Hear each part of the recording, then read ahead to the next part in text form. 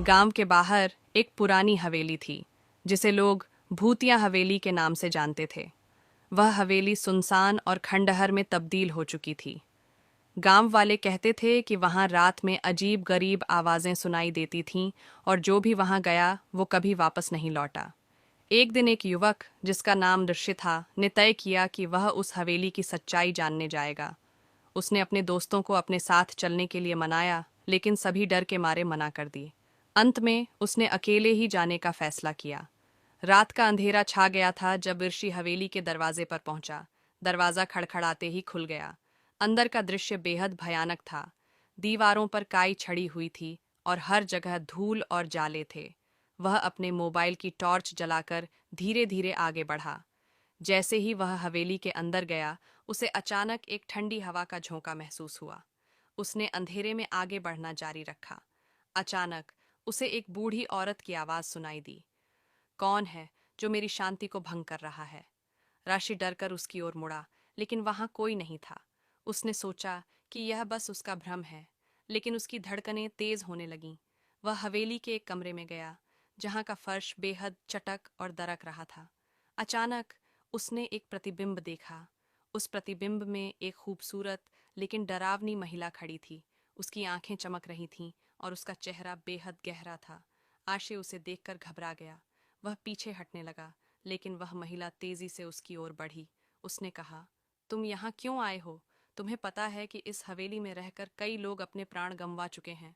ऋषि ने चिल्लाते हुए कहा, मैं सिर्फ सच्चाई जानने आया था। महिला ने कहा, सच्चाई कभी कभी भयानक होती है। तुम यहाँ से जाओ, वरना यह हवेली तुम्हें कभी नहीं छोड़ेगी। ऋषि ने बिना एक पल गंवाए वहां से भागने की कोशिश की, लेकिन दरवाजे अपने आप बंद हो गए। उसने सभी शक्ति से दरवाजे को धक्का दिया और अंततः दरवाजा खुल गया। वह बाहर की ओर दौड़ा और गांव की ओर भागा। गांव पहुंचकर उसने सबको अपनी कहानी सुनाई, लेकिन किसी ने नहीं माना। लोगों ने कहा, वह हवेली हमेशा से भूतिया रही है और जो वहां गया वो लौटकर नहीं आया। ऋषि ने गांव वालों को चेतावनी दी, लेकिन वह खुद भी यह नहीं जानता था कि क्या वह कभी भी वापस लौट पाएगा। उस दिन के बाद उसने फिर कभी उस हवेली का नाम नहीं लिया, लेकिन रात में कभी कभी जब वह सोता था, उसे उस खूबसूरत लेकिन डरावनी महिला का चेहरा याद आता था और उसकी आंखों में अनकही कहानियां झिलमिलाती थीं। इस तरह से उस भूतिया हवेली की कहानी गांव में पीढ़ी दर पीढ़ी सुनाई जाती रही। कुछ कहते हैं कि आज भी उस हवेली में अजीब आवाजें आती हैं और जो भी वहां जाता है वो हमेशा बहुत समय पहले की बात है। एक छोटे से गांव में एक पुराना खंडहर था। गांव वाले कहते थे कि उस खंडहर में एक खून पीने वाली प्रेत आत्मा रहती है। गांव के लोग उस खंडहर के पास जाने से डरते थे, क्योंकि कई लोगों ने वहां अजीबोगरीब आवाजें सुनी थीं और कई रहस्यमय घटनाएं देखी थीं। एक रात गांव का एक जवान लड़का, जिसका नाम अर्जुन था, अपने दोस्तों के साथ उस खंडहर को देखने का फैसला करता है। उसके दोस्तों ने उसे कई बार मना किया, लेकिन वह अपनी बहादुरी साबित करना चाहता था। रात के काले अंधेरे में चारों दोस्त खंडहर के पास पहुंचे। जब वे खंडहर के अंदर गए तो वहां की ठंडी हवा ने उनके रोंगटे खड़े कर दिए। दीवारों पर उकेरे गए अजीब चित्र और झूलते हुए दरवाजे ने उन्हें और भी डराया, लेकिन अर्जुन ने हिम्मत दिखाते हुए आगे बढ़ने का फैसला किया। अंदर जाते ही उन्हें एक भयावह आवाज सुनाई दी। कौन है जो मेरी शांति को भंग कर रहा है? सबसे पहले तो वे डर गए, लेकिन अर्जुन ने फिर से हिम्मत जुटाई और बोला, मैं कोई डरने वाला नहीं हूँ। अगर तुम सच में प्रेत हो तो अपना रूप दिखाओ। उसकी यह बात सुनकर अचानक खंडहर की दीवारों में से एक काला साया निकला। वह एक महिला की आकृति में थी, जिसके लंबे बाल बिखरे हुए थे और उसकी आंखों में खून लाल था। मैंने कई लोगों का खून पिया है, उसने कहा, और अब तेरा नंबर है। अर्जुन और उसके दोस्त भागने लगे, लेकिन उस प्रेत ने उन्हें चारों ओर से घेर लिया। अर्जुन ने सोचा कि अगर वह यहाँ से भागने में सफल नहीं हुआ तो उसकी जान चली जाएगी। उसने अपने दोस्तों से कहा, हम सबको एक साथ रहना होगा। वे सभी मिलकर उस प्रेत का सामना करने की कोशिश करने लगे। अर्जुन ने अपने दोस्तों से कहा, हमें डरने की बजाय इस प्रेत को कुछ ऐसा देना होगा जिससे वह शांत हो जाए। अर्जुन ने अपने दोस्तों से कहा कि वे सब अपने हाथों से खंडहर की दीवारों पर एक सामूहिक चित्र बनाने का प्रयास करें, जिसमें वे उस प्रेत को शांति का संकेत देंगे। जब वे चित्र बनाने लगे तो प्रेत ने धीरे धीरे उनकी ओर देखा और उसकी आंखों में बदलते भाव आ गए। चित्र बनते बनते प्रेत का रूप भी धीरे धीरे शांत होता गया। अंत में प्रेत ने कहा, तुमने मेरी आत्मा की शांति के लिए जो प्रयास किया है उसके लिए मैं तुम्हें धन्यवाद देती हूँ। अब मैं जा रही हूँ। उसके जाने के बाद खंडहर की हवा शांत हो गई और वहाँ की भयावहता खत्म हो गई। अर्जुन और उसके दोस्त जश्न मनाते हुए वहाँ से बाहर आ गए। उन्होंने यह निर्णय लिया कि वे कभी भी उस खंडहर के पास नहीं जाएंगे, लेकिन वे हमेशा उस अनुभव को याद करेंगे जब उन्होंने एक प्रेत आत्मा की आत्मा को शांति दी। इस तरह से खंडहर अब एक आम जगह बन गया और गांव वालों का डर धीरे धीरे समाप्त हो गया। लेकिन अर्जुन और उसके दोस्तों के लिए वह रात हमेशा एक यादगार कहानी गांव के पास एक घना जंगल था जिसे लोग अंधेरा जंगल कहते थे। कहते थे कि वहां रात में कोई नहीं जाता, क्योंकि कई लोगों ने बीच जंगल में अजीब अजीब आवाजें सुनी थीं। एक बार की बात है, गांव में एक युवक अर्जुन, जिसने हमेशा अंधविश्वास को खारिज किया था, ने तय किया कि वह इस जंगल की सच्चाई का सामना करेगा। एक भयानक काली रात, जब चांद भी बादलों में छिपा हुआ था, अर्जुन ने जंगल की ओर कदम बढ़ाए। उसके पास केवल एक टॉर्च और हिम्मत थी। जैसे जैसे वह अंदर गया, उसे घने अंधकार का सामना करना पड़ा और हर तरफ एक अदृश्य डर उसके चारों ओर घेरने लगा। जंगल में घुसते ही अर्जुन को एक ठंडी हवा का झोंका महसूस हुआ, जैसा कि किसी ने उसे गले लगाया हो। उसने टॉर्च जलाकर चारों ओर देखा, लेकिन केवल पेड़ और झाड़ियां उसकी आंखों के सामने थीं। अचानक उसे पास ही से एक भयानक चीख सुनाई दी। वह सन्नाटा तोड़ती हुई एक आवाज थी जो कहीं दूर से आई थी। अर्जुन ने हिम्मत जुटाई और आवाज की दिशा में बढ़ने लगा। वहां पहुंचने पर उसने देखा कि एक पुराना बावला पेड़ था, जिसका तना एकदम काला और सूखा हुआ था। पेड़ के नीचे एक छोटे से गड्ढे से नीली रोशनी निकल रही थी। अर्जुन ने गड्ढे की ओर आगे बढ़ते हुए देखा कि वहां एक पुरानी किताब रखी थी, जिसके पन्ने हवा में उड़ रहे थे। जैसे ही उसने किताब को छुआ, पूरी जंगल में डरावनी आवाज गूंज उठी। उसका नाम मत लो, एक कर्कश आवाज सुनाई दी। अर्जुन चौंक गया और पीछे हट गया। उसी पल पेड़ में से एक धुंधली आकृति प्रकट हुई, जो एक डरावने चेहरे के साथ उसकी ओर बढ़ रही थी। वह एक पुरानी आत्मा थी जो उस जंगल में फंसी हुई थी। तुमने मुझे जगाया है, अब तुम कभी नहीं जा पाओगे, आत्मा ने चिल्लाते हुए कहा। अर्जुन ने समझा कि उसे तुरंत वहां से निकलना होगा।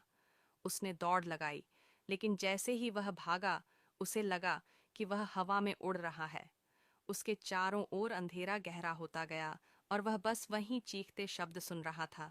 जैसे ही उसने अपनी आंखें बंद कीं और अपने डर का सामना किया, उसके मन में एक विचार आया। अगर मुझे जीना है तो मुझे आत्मा को समझाना होगा, उसने सोचा। उसने हिम्मत जुटाई और आवाज लगाई, मैं तुम्हारी मदद करूंगा। अचानक जंगल में सन्नाटा छा गया और वह आत्मा धीरे धीरे उसका सामना करने लगी। उसने कहा, तुम मुझसे क्या मिलकर मेरी मदद कर सकते हो?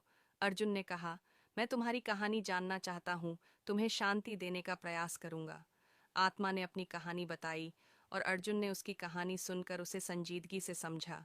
जैसे ही वह समर्पित हुआ, अचानक जंगल में चमकने वाली रोशनी हुई। आत्मा ने कहा, अब तुमने मेरे दिल में स्थान बना लिया है, मैं स्वतंत्र हो गई हूँ। इसी के साथ वह धुंधली आकृति धीरे धीरे ओझल हो गई। अर्जुन ने गहरी सांस ली और धीरे धीरे जंगल से बाहर निकल आया। उस रात ने उसे सिखाया कि कभी कभी डरावनी जगहें भी हमें सिखा सकती हैं और हमें हमेशा अपने डर का सामना करने की हिम्मत रखनी चाहिए। इस भयानक काली रात की घटना ने अर्जुन को एक नई सोच दी। डर केवल एक भावना होती है और समझदारी से उसके सामना करने पर ही हम सत्य और शांति की ओर। गांव के पास एक घना जंगल था जिसे लोग अंधेरा जंगल कहते थे। कहते थे कि वहां रात में कोई नहीं जाता, क्योंकि कई लोगों ने बीच जंगल में अजीब अजीब आवाजें सुनी थीं। एक बार की बात है, गांव में एक युवक अर्जुन, जिसने हमेशा अंधविश्वास को खारिज किया था, ने तय किया कि वह इस जंगल की सच्चाई का सामना करेगा। एक भयानक काली रात, जब चांद भी बादलों में छिपा हुआ था, अर्जुन ने जंगल की ओर कदम बढ़ाए। उसके पास केवल एक टॉर्च और हिम्मत थी। जैसे जैसे वह अंदर गया, उसे घने अंधकार का सामना करना पड़ा और हर तरफ एक अदृश्य डर उसके चारों ओर घेरने लगा। जंगल में घुसते ही अर्जुन को एक ठंडी हवा का झोंका महसूस हुआ, जैसा कि किसी ने उसे गले लगाया हो। उसने टॉर्च जलाकर चारों ओर देखा, लेकिन केवल पेड़ और झाड़ियां उसकी आंखों के सामने थीं। अचानक उसे पास ही से एक भयानक चीख सुनाई दी। वह सन्नाटा तोड़ती हुई एक आवाज थी जो कहीं दूर से आई थी। अर्जुन ने हिम्मत जुटाई और आवाज की दिशा में बढ़ने लगा। वहां पहुंचने पर उसने देखा कि एक पुराना बावला पेड़ था, जिसका तना एकदम काला और सूखा हुआ था। पेड़ के नीचे एक छोटे से गड्ढे से नीली रोशनी निकल रही थी। अर्जुन ने गड्ढे की ओर आगे बढ़ते हुए देखा कि वहां एक पुरानी किताब रखी थी, जिसके पन्ने हवा में उड़ रहे थे। जैसे ही उसने किताब को छुआ, पूरी जंगल में डरावनी आवाज गूंज उठी। उसका नाम मत लो, एक कर्कश आवाज सुनाई दी। अर्जुन चौंक गया और पीछे हट गया। उसी पल पेड़ में से एक धुंधली आकृति प्रकट हुई, जो एक डरावने चेहरे के साथ उसकी ओर बढ़ रही थी। वह एक पुरानी आत्मा थी जो उस जंगल में फंसी हुई थी। तुमने मुझे जगाया है, अब तुम कभी नहीं जा पाओगे, आत्मा ने चिल्लाते हुए कहा। अर्जुन ने समझा कि उसे तुरंत वहां से निकलना होगा। उसने दौड़ लगाई, लेकिन जैसे ही वह भागा, उसे लगा कि वह हवा में उड़ रहा है। उसके चारों ओर अंधेरा गहरा होता गया और वह बस वहीं चीखते शब्द सुन रहा था। जैसे ही उसने अपनी आंखें बंद कीं और अपने डर का सामना किया, उसके मन में एक विचार आया। अगर मुझे जीना है तो मुझे आत्मा को समझाना होगा, उसने सोचा। उसने हिम्मत जुटाई और आवाज लगाई, मैं तुम्हारी मदद करूंगा। अचानक जंगल में सन्नाटा छा गया और वह आत्मा धीरे धीरे उसका सामना करने लगी। उसने कहा, तुम मुझसे क्या मिलकर मेरी मदद कर सकते हो? अर्जुन ने कहा, मैं तुम्हारी कहानी जानना चाहता हूँ, तुम्हें शांति देने का प्रयास करूंगा। आत्मा ने अपनी कहानी बताई और अर्जुन ने उसकी कहानी सुनकर उसे संजीदगी से समझा। जैसे ही वह समर्पित हुआ, अचानक जंगल में चमकने वाली रोशनी हुई। आत्मा ने कहा, अब तुमने मेरे दिल में स्थान बना लिया है, मैं स्वतंत्र हो गई हूँ। इसी के साथ वह धुंधली आकृति धीरे धीरे ओझल हो गई। अर्जुन ने गहरी सांस ली और धीरे धीरे जंगल से बाहर निकल आया। उस रात ने उसे सिखाया कि कभी कभी डरावनी जगहें भी हमें सिखा सकती हैं और हमें हमेशा अपने डर का सामना करने की हिम्मत रखनी चाहिए। इस भयानक काली रात की घटना ने अर्जुन को एक नई सोच दी। डर केवल एक भावना होती है और समझदारी से उसके सामना करने पर ही हम सत्य और शांति की ओर पहुंच सकते हैं। उत्तर प्रदेश का एक प्रसिद्ध शहर है, जिसे उसके कारीगरों और हस्तशिल्प के लिए जाना जाता है। लेकिन इस शहर के एक छोटे से गांव में एक दर्दनाक और डरावनी कहानी मशहूर है। यह कहानी है पुरानी हवेली की, जो वर्षों से सूनी और वीरान पड़ी थी। किसी जमाने में उस हवेली में एक धनी परिवार रहता था, पर कुछ अनहोनी घटित होने के कारण धीरे धीरे परिवार के सभी सदस्य रहस्यमय ढंग से गायब हो गए। कहा जाता है कि हवेली में रात के समय अजीबोगरीब आवाजें आती हैं। लोग कहते हैं कि हवेली में एक खूनी घटना घटी थी, जिसने हवेली को शापित बना दिया। एक दिन गांव के कुछ युवा दोस्तों ने तय किया कि वे हवेली की सच्चाई का पता लगाने जाएंगे। वे रात के समय हाथ में टार्च पकड़े हवेली के पास पहुंचे। हवेली का दरवाज़ा पुराना और जर्जर था, लेकिन जब उन्होंने दरवाज़ा खोला तो एक ठंडी हवा का झोंका आया, जिसने उनके रोंगटे खड़े कर दिए।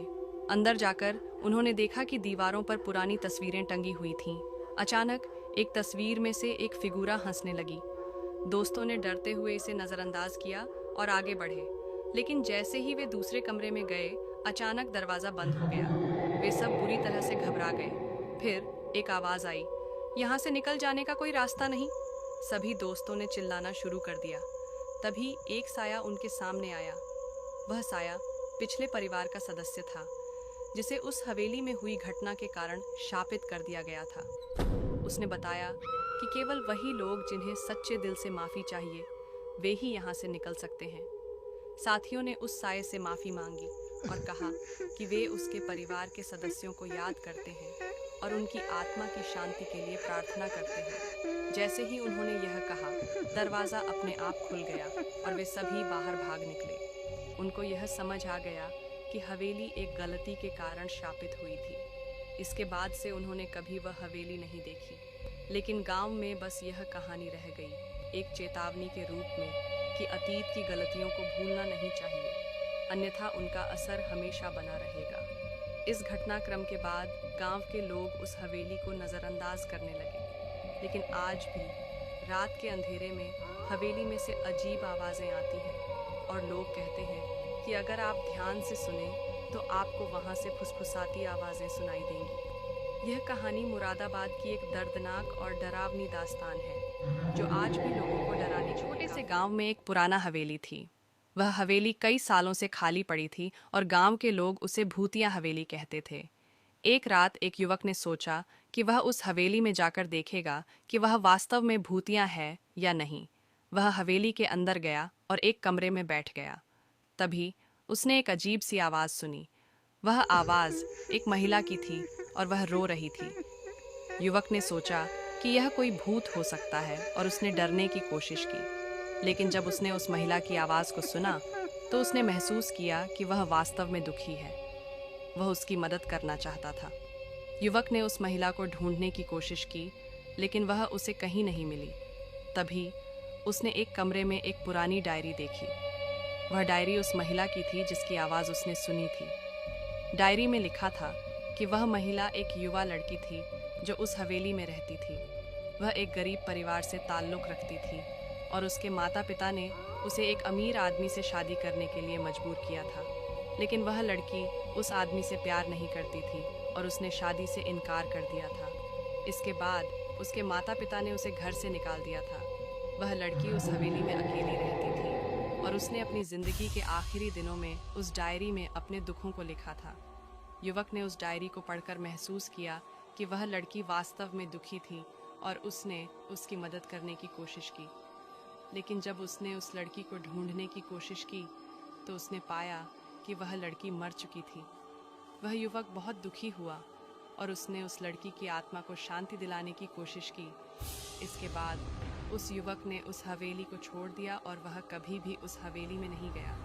लेकिन उसने हमेशा उस लड़की को याद रखा और उसकी आत्मा को शांति दिलाने। बहुत समय पहले की बात है। एक समृद्ध और शक्तिशाली राजा थे जिनका नाम विक्रमादित्य था। वह न केवल एक महान योद्धा थे बल्कि न्यायप्रिय और बुद्धिमान शासक भी थे। उनके राज्य में हर कोई खुशहाल था। लेकिन एक दिन एक अजीब घटना घटी जिससे पूरे राज्य में हलचल मच गई। राज्य के निकटवर्ती जंगल में एक पुराना महल था जिसे भूतिया महल कहा जाता था। लोगों का कहना था कि वहां रात के समय अजीब आवाज़ें सुनाई देती थीं और महल के आसपास जाने वाला कभी लौट कर नहीं आया।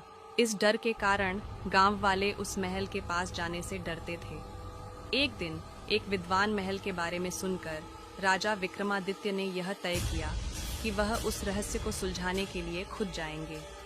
उन्होंने अपने दरबार के कुछ सैनिकों को भी साथ लिया और रात के अंधेरे में महल की ओर बढ़े। महल के दरवाजे पर पहुंचते ही राजा ने देखा कि दरवाज़ा धीरे धीरे खुल रहा है।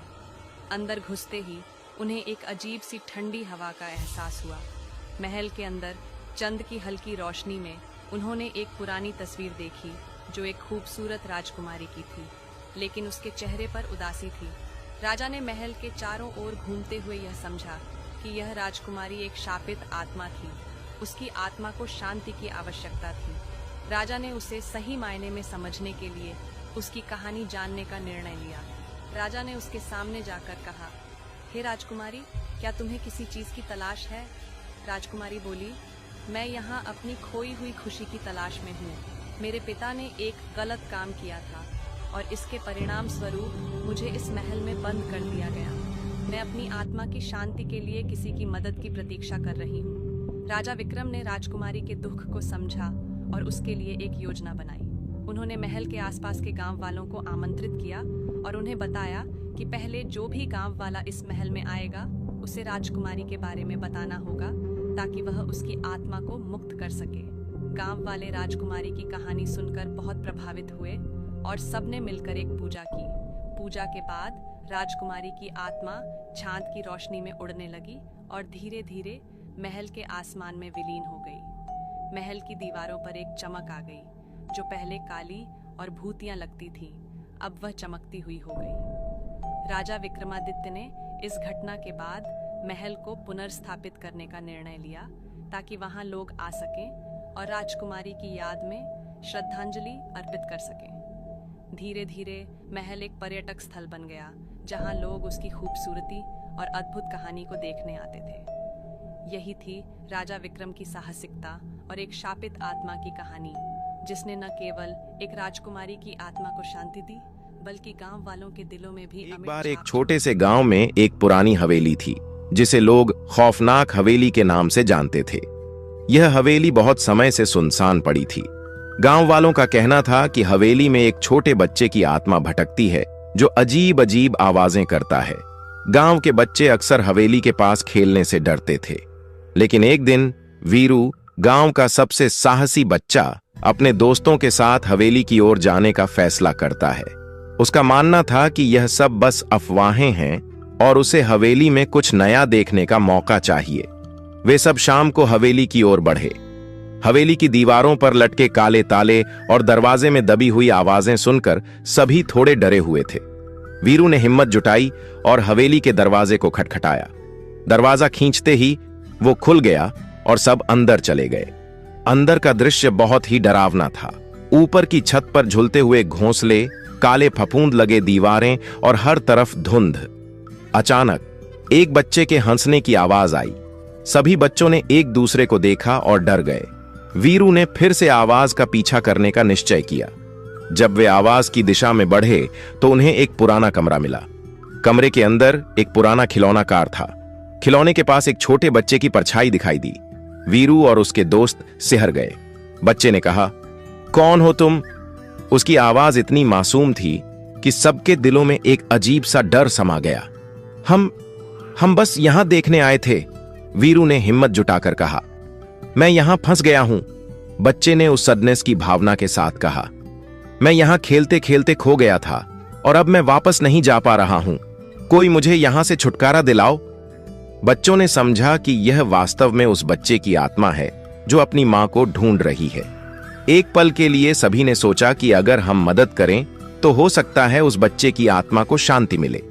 वीरू और उसके दोस्तों ने मिलकर हवेली की हर कोने की तलाश की। उन्होंने पाया कि हवेली में एक पुराना अलमारी था, जिसमें बच्चे के कुछ खिलौने और एक तस्वीर थी। तस्वीर में वही बच्चा अपनी मां के साथ था। बच्चों ने तय किया कि उन्हें उस बच्चे की मां को खोजकर लाना चाहिए। इसलिए वे गांव लौटे और मां को हवेली के बारे में बताया। मां तुरंत हवेली आई और जैसे ही उसने अपने बच्चे की तस्वीर देखी, उसकी आंखों में आंसू आ गए। मेरे बेटे, मैं तुम्हें ढूंढने आई हूं, उसने रोते हुए कहा। बच्चा खुशी से मुस्कुराया और धीरे धीरे उसकी आत्मा अलौकिक रोशनी में परिवर्तित हो गई। सभी बच्चे ने देखा कि वह एकदम हल्का हो गया और धीरे धीरे आसमान की ओर चला गया। हवेली की खौफनाक कहानियों का अंत हो गया। अब हवेली को एक नए सिरे से जीने का मौका मिला और गांव वालों ने शांति महसूस की। वीरू और उसके दोस्तों ने सीखा कि प्यार और परिवार की ताकत से बड़ी मुसीबत का सामना किया जा एक सकता कोने है। में एक पुरानी हवेली थी, जिसे सभी खौफनाक हवेली के नाम से जानते थे। गांव वाले कहते थे कि हवेली में रात के समय अजीब अजीब आवाजें सुनाई देती थीं, और कई लोगों ने वहां के बारे में डरावनी कहानियां सुनी थीं। हल्के फुल्के मिजाज का युवक रोहन, जो साहसी था, ने तय किया कि वह हवेली की सच्चाई जानने जाएगा। एक रात जब चांद आसमान में पूरी तरह से चमक रहा था, रोहन अपनी टॉर्च लेकर हवेली की ओर बढ़ा। हवेली के दरवाजे पर पहुंचकर उसने एक गहरी सांस ली और धड़कते दिल से दरवाजा खोलने का प्रयास किया। दरवाजे पर एक जोरदार आवाज हुई, मानो वह उसे अंदर बुला रहा हो। रोहन ने हिम्मत जुटाई और दरवाजा खोल दिया। हवेली के अंदर घुसते ही उसने एक मनहूस सन्नाटा महसूस किया। दीवारों पर जालियां फैली हुई थीं और फर्श पर धूल की परत थी। रोहन ने टॉर्च की रोशनी से चारों ओर देखा और देखता ही रह गया। एक पुरानी तस्वीर दीवार पर लटकी हुई थी, जिसमें एक खूबसूरत महिला का चित्र था, लेकिन उसके चेहरे पर एक अजीब सी उदासी थी। तभी अचानक एक तेज हवाएं चलीं और रोहन ने सुनी एक धीमी सी रोने की आवाज़। उसने अपनी टॉर्च की रोशनी उस ओर घुमाई तो देखा कि वह उसी तस्वीर की महिला की आत्मा थी। वह एक सफ़ेद साड़ी पहने हुए थी और उसके बाल बिखरे हुए थे। मुझे यहाँ से मुक्त करो, उसने कहा।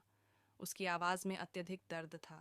रोहन का दिल तेज़ी से धड़क रहा था, लेकिन उसने खुद को संभाला और पूछा, आपको क्या करना है?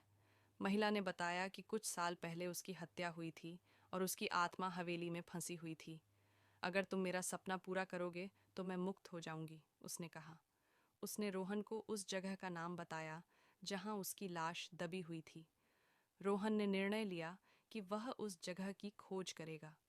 जब वह उस स्थान पर पहुंचा तो उसने जमीन खोदनी शुरू की। कुछ ही देर में उसे एक पुराना बक्सा मिला। बक्से में एक लाल रंग का कंगन और कुछ पुरानी चिट्ठियां थीं। जैसे ही उसने कंगन को हवेली की दीवार पर रखा, अचानक हवेली के चारों ओर एक चमक उठी। वह महिला की आत्मा फिर प्रकट हुई और उसने शुक्रिया कहा। अब मैं मुक्त हो गई हूँ, वह हंसते हुए बोली।